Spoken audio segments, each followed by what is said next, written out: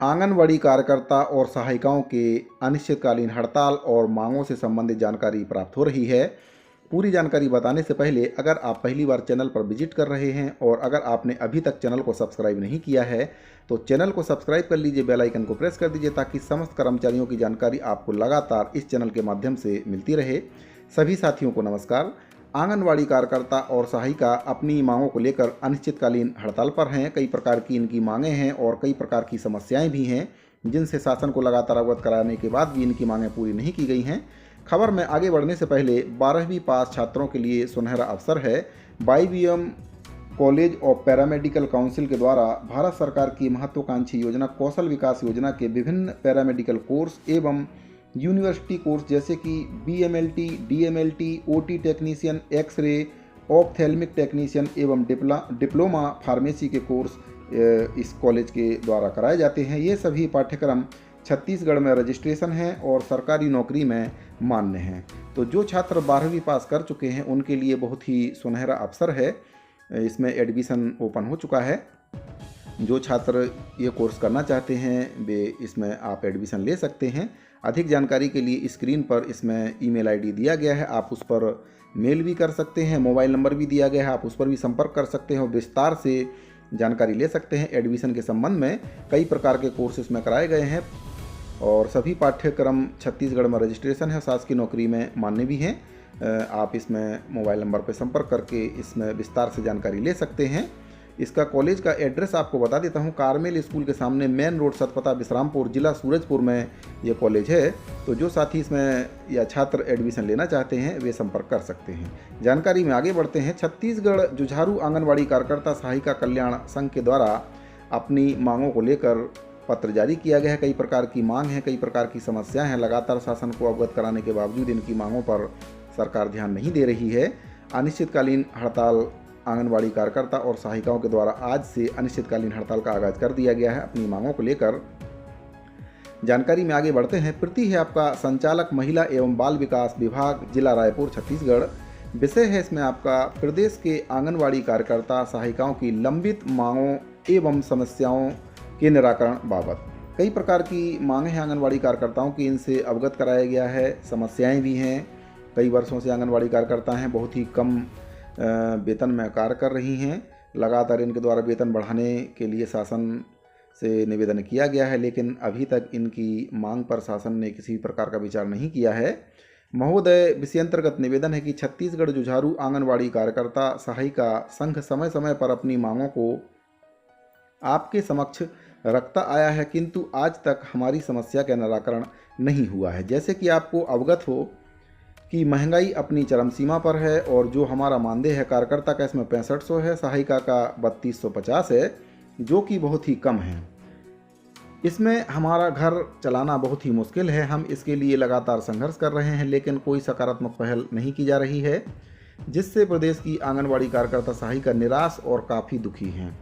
देख सकते हैं साथियों, काफ़ी कम मानदेय इनको दिया जाता है। 6500 रुपये कार्यकर्ता को दिया जाता है और 3250 रुपये सहायिका को दिया जाता है। महंगाई काफ़ी ज़्यादा है।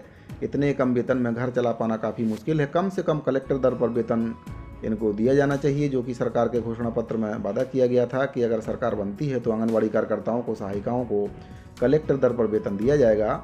अतः महोदय, हम आपसे निवेदन करती हैं जल्द हमारी मांगों को पूरा करते हुए हमारी समस्याओं का निराकरण करने की कृपा करेंगे। कई प्रकार की इनकी मांग है, उसके बारे में इस पत्र के माध्यम से आंगनवाड़ी कार्यकर्ता सहायिकाओं के द्वारा बताया गया है। हमारी निम्न मांगें एवं समस्याएं हैं। इनकी मांगों के बारे में आपको बारी बारी से जानकारी दे देता हूं। कई प्रकार की मांग और समस्याएं इसमें बताई गई हैं।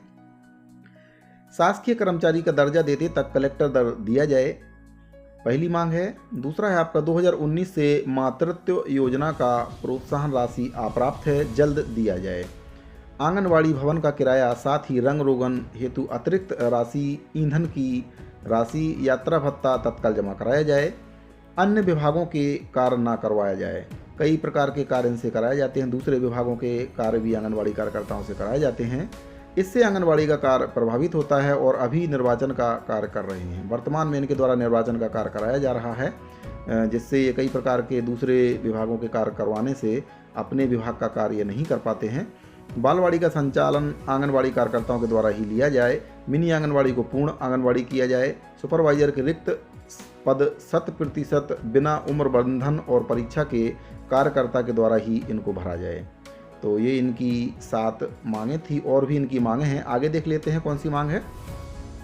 अगला है इसमें आपका 62 वर्ष में सेवानिवृत्ति के समय कार्यकर्ता को 5 लाख और सहायिका को 3 लाख रुपए एक मुश्त ग्रेजुएटी राशि और सामाजिक सुरक्षा के रूप में कार्यकर्ता को 5,000 और सहायिका को 3,000 मासिक पेंशन स्वीकृत करने का कष्ट करेंगे। जब भी कोई कर्मचारी रिटायर्ड होता है तो उसके पास आय का कोई स्रोत नहीं रहता है, तो ऐसे में सरकार को चाहिए कि इनका भविष्य सुरक्षित किया जाए, क्योंकि बुढ़ापे में केवल कर्मचारियों को पेंशन का ही सहारा रहता है।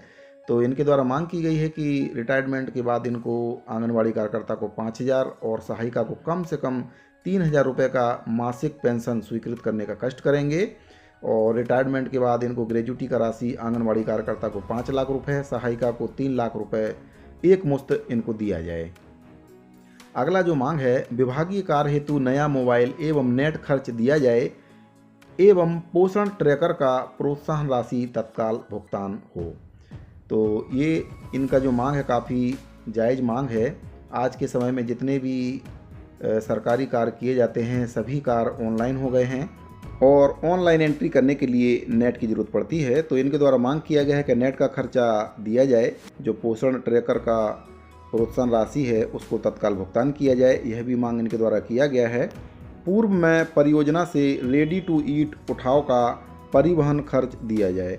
जो इनके द्वारा रेडी टू ईट उठाव का कार्य किया गया है उसमें जो परिवहन का खर्चा लगा है उसका मांग इनके द्वारा किया गया है, क्योंकि अपने खर्च से इनके द्वारा उठाव किया गया है, शासन की तरफ से इनको अभी उसका खर्चा नहीं दिया गया है, तो उसका मांग इनके द्वारा किया गया है। जिले के आंगनवाड़ी के रिक्त पदों को तत्काल भरा जाए एवं सहायिकाओं को कार्यकर्ता पद पर 100% लिया जाए। तो जो आंगनवाड़ी कार्यकर्ताओं के रिक्त पद हैं उनको तत्काल भरा जाए और जो सहायिका के रूप में कार्य कर रही हैं उनको आंगनवाड़ी कार्यकर्ता के पद पर 100% लिया जाए, उसमें उनका भर्ती किया जाए, ऐसा इसमें मांग किया गया है। तो कई प्रकार की मांगों को आंगनवाड़ी कार्यकर्ताओं के द्वारा किया गया है। इनकी मांग पूरी नहीं होने की वजह से अनिश्चितकालीन हड़ताल इनके द्वारा किया जा रहा है। आज के महंगाई के समय में बहुत ही कम मानदेय आंगनवाड़ी कार्यकर्ताओं को दिया जाता है, काम बहुत ज़्यादा लिया जाता है। कई बार अपनी मांगों से अवगत कराने के बावजूद भी इनकी मांगों को पूर्ण नहीं किया गया सरकार के द्वारा। कलेक्टर दर का मांग है और भी जितनी प्रकार की भी मैंने आपको मांगें बताई हैं सभी मांगें जायज़ हैं और इनके द्वारा यह पत्र जारी कर अपनी मांगों के संबंध में शासन को अवगत कराया गया है। मुख्यमंत्री सुपोषण अभियान 3 चरण की राशि जल्द प्रदान करें।